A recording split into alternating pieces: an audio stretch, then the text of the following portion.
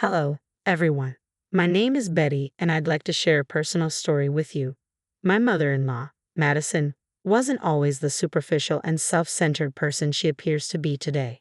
According to my husband, Edward, her transformation occurred later in life. Edward grew up in humble circumstances.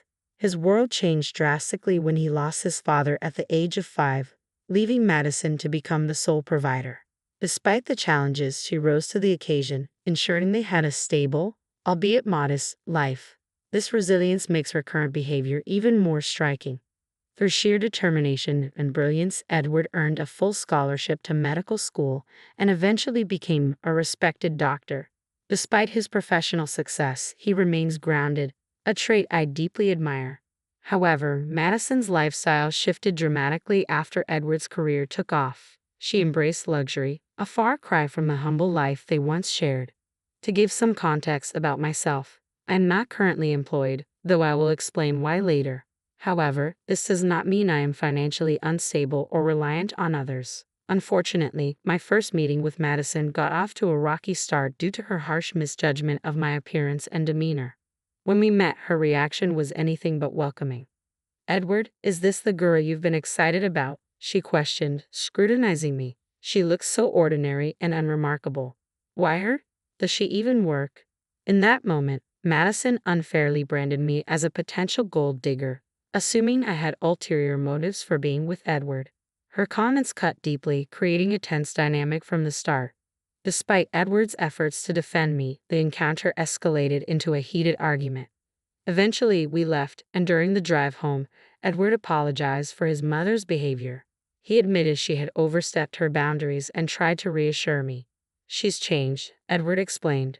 "She's not the person she used to be. Please don't take her words to heart." Although his words were comforting, the thought of maintaining a relationship with Madison felt daunting. However, as Edward's only remaining parent, I knew cutting ties completely wasn't a practical solution. "I'm not asking you to be friends with her," Edward said gently, "but could you try to be civil?" Reluctantly, I agreed to be respectful, though I doubted Madison would return the favor. "Don't worry, Betty," he reassured me. "If she steps out of line again, we'll reassess how we handle things. I love my mom, but I love you too, and I won't let her mistreat you." Even with Edward's support, I remained uneasy about my relationship with Madison. 4 years later, Edward and I got married in a simple courthouse ceremony, largely due to financial constraints. Edward was still supporting Madison, sending her a significant portion of his income each month for so-called emergencies. This practice continued after our marriage, putting the strain on our own finances.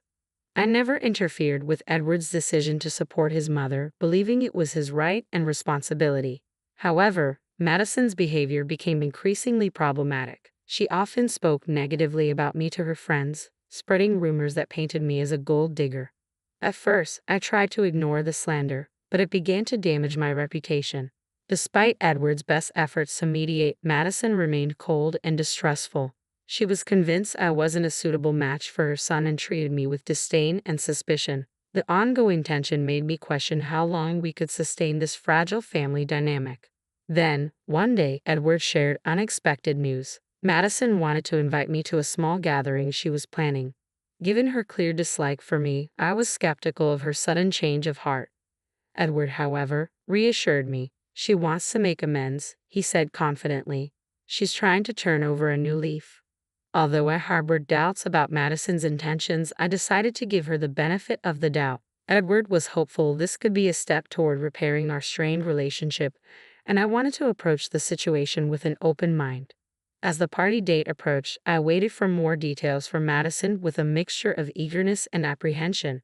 Then the next day, Madison sent me a text. Assuming she was confirming the invitation, I opened it with cautious optimism. Her message began with a casual mention of the venue, a renowned five-star hotel that was the talk of the town. She described the glamorous event she was hosting for 21 guests, proudly detailing how fabulous it would be. Feeling uncertain, I asked if I was still invited, based on what Edward had told me. Madison's response left me stunned. With an air of arrogance, she clarified that I was not invited. She emphasized the exclusivity of the event, the prestige of her guests, and her family's supposed wealth, making it clear that I wasn't part of her plans. I was humiliated and confused. Edward had been so sure she was extending an olive branch, yet here I was, excluded and belittled. Though hurt, I knew I had to maintain my composure. I calmly responded to Madison, explaining the misunderstanding, but her reply was patronizing. She suggested I couldn't possibly comprehend the complexities of organizing an event of such high caliber. Faced with her disdain, I chose to preserve my dignity, acknowledging her message without engaging further. After Madison's dismissive reply, I made it clear I had no interest in attending the gathering where I wasn't welcome. Rather than soften her tone, Madison doubled down, flaunting her supposed status and exclusivity. Though I felt a strong urge to respond in anger, I decided against it. Instead, I chose not to share the upsetting exchange with Edward and waited for the day of the party to pass. On the day of the event, Madison, seemingly oblivious to the emotional toll her words had caused, sent me a photo of herself and her friends dressed in lavish designer outfits. She later posted boastful updates on social media, highlighting the elegance of their evening. I ignored it all, focusing on my work and patiently waiting to see how things would unfold. About 2 hours later, I received an unexpected call from my father, which brought a surprising twist to the story. Here's something I hadn't shared widely. My father owns the very hotel where Madison was hosting her party, a fact she was unaware of. 4 years ago, I inherited a substantial sum from my grandfather, which I invested in my father's business. As a result, I now receive a share of the profits from the hotel and other family-owned enterprises. Despite my comfortable financial situation, I've always preferred to maintain a low profile, which is why Madison had no idea about my connection to the venue. My father's call revealed another layer of irony. Madison and her friends, oblivious to the high costs associated with such a luxurious venue, had racked up a bill of $4,000. After enjoying their extravagant evening, they requested a 60% discount, claiming they were short on cash. My father, aware of the situation and having heard complaints from staff about Madison's group being rude and entitled, sought my advice on how to handle it. As he described the scenario, I couldn't help but reflect on the irony. Madison, who had used the party to flaunt her supposed superiority, couldn't afford the event she had so proudly hosted. I shared my frustrations with my father, recounting how Madison had demeaned me while unknowingly hosting her event at my family's property. The situation felt like an unexpected poetic form of retribution for her earlier behavior. As my father and I discussed Madison's ostentatious display and the burdens she and her guests had placed on the staff, he fully grasped the irony of the moment. Together, we decided how to address the issue in a way that would both uphold the hotel's policies and serve as a quiet, meaningful lesson for Madison. Half-jokingly, I suggested to my dad that Madison and her entourage could make amends by washing dishes and cleaning the restaurant floors, considering their disrespectful behavior toward the staff. While the idea carried a hint of poetic justice, it also presented an opportunity to teach a lesson in humility and respect. My dad, amused by the suggestion, playfully added that if Madison escalated the matter, involving the authorities was always an option, though we hoped it wouldn't come to that. He chuckled at my suggestion, giving it an enthusiastic endorsement, and even joked about documenting the moment with photos. What started as a fan comment soon turned into reality. About an hour later, my dad sent me pictures of Madison and her friends, visibly humbled, washing dishes and mopping the restaurant floors. When Madison realized my dad was the owner of the hotel, her attitude initially shifted to one of relief, assuming her connection to him would get her out of the predicament. However, to her shock, my dad insisted she and her guests take responsibility for their actions. Temporarily dumbfounded, Madison protested, but my dad reminded her firmly that since she didn't consider me family, she couldn't expect familial courtesies either. The irony of the situation was undeniable. While part of me regretted not witnessing the scene in person, the photos were proof enough of the day's unexpected turn. Later that evening, Edward came home visibly unsettled. It was clear Madison had reached out to him, likely providing a skewed version of the events. He approached me with concern, asking about the claim that his mother had been forced to clean at the restaurant.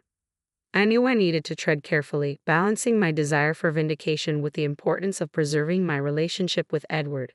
Calmly, I explained the situation in full detail, emphasizing that what had happened was a natural consequence of Madison's behavior.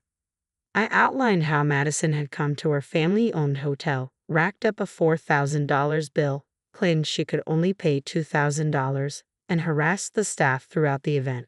Her ostentatious party had turned into an absolute nightmare for everyone involved, and my dad's actions were entirely justified.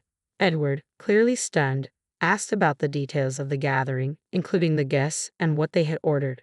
I explained that, contrary to what Madison had told him, she hadn't brought just 5 people. She had brought 21 guests who had indulged in the most expensive items on the menu. Edward was speechless. Madison had not only misled him about the guest list, but she had also lied about inviting me, claiming I had declined. The truth left him grappling with a mix of frustration and disbelief as the dynamics of the situation became clearer to him. I corrected Edward by showing him the text messages from Madison, which clearly demonstrated I was never genuinely invited to her event. At his request, I also provided the restaurant bills and shared the full text exchanges. To substantiate the costs further, my father sent him receipts, and I showed Edward photos of Madison's lavish party. As Edward reviewed the evidence, his initial disbelief turned to anger. Without hesitation, he called Madison to confront her about the glaring discrepancies in her story. Madison attempted to downplay the situation, claiming she had only mentioned being short on cash and accusing me of twisting the story to sabotage her. Edward wasn't buying it. He pointed out the inconsistencies between her words and the evidence and reminded her of the insult she had thrown my way, saying I wasn't classy enough to attend her event. Madison tried to dismiss her remark as a harmless joke, but Edward remained unconvinced. He pressed her on her irresponsible spending, especially since it was coming out of his pocket, and criticized her for insulting his wife while wasting money on her friends. Madison scrambled to justify her actions, but Edward's profound disappointment was unmistakable. "Mom," he said firmly, "I made a mistake by always giving you money whenever you needed it. But guess what? That ends now." Desperate, Madison protested. "Edward, you've been so supportive all this time. You can't just stop now. It was just a one-time mistake. Why are you overreacting?" "No, Mom," Edward retorted, his voice steady with resolve. "This isn't just a one-time mistake. If you can't even consider my wife as family, then I don't want anything to do with you. I always hoped you'd change your attitude, but you haven't. I'm not going to keep funding your lifestyle while you insult my wife and call her classless. This ends now." Edward didn't wait for a response. He hung up, blocked her number, and turned to me, his demeanor softening. He apologized profusely for doubting me initially and for not understanding the full extent of the situation sooner. I forgave him, appreciating that he had stood up for me when it mattered most. We had a serious discussion about Madison and decided that, for now, it was best to distance ourselves from her. Edward, though wealthy, remained humble and found his mother's behavior unacceptable. I agreed wholeheartedly, feeling both validated and relieved by his unwavering support. Together, we resolved to remove the negativity she brought into our lives. A few days later, the gravity of her actions began to dawn on Madison. Realizing she might have irreparably harmed her relationship with Edward, she panicked. However, the decision had been made. For us, it marked a new beginning, free from the strain and tension her presence had caused. With Edward ceasing financial support, Madison's lifestyle changed drastically. Accustomed to a high-end existence funded largely by Edward's generosity, she suddenly struggled to maintain her standard of living. Despite having a job, her earnings were insufficient to cover the opulent expenses she was used to. She eventually had to terminate her lease on her condo and move into a modest one-bedroom apartment, where budgeting for basic necessities became her new reality. Madison frequently emailed us about her financial difficulties, downplaying her past behavior and accusing us of overreacting. It was clear she wasn't ready to fully acknowledge her role in the estrangement. Meanwhile, Edward redirected his financial support toward my father's business, investing in the expansion of his hotel and restaurant ventures. We had aspirations to grow the business into larger cities, though those plans are still in the early stages. Amid these changes, life brought us unexpected joy. I discovered I was pregnant. Edward and I are thrilled and have been busy preparing for our new arrival. With a baby on the way, I'm relieved that our child will be shielded from the negativity Madison once brought into our lives. Should Madison ever wish to be part of our child's life, I am determined to ensure she does not impart any harmful influences. For now, we are focused on welcoming our child into a loving and stable environment, free from shallow or disruptive behavior. We appreciate any well wishes as we embark on this exciting journey of parenthood, determined to provide the best for our child.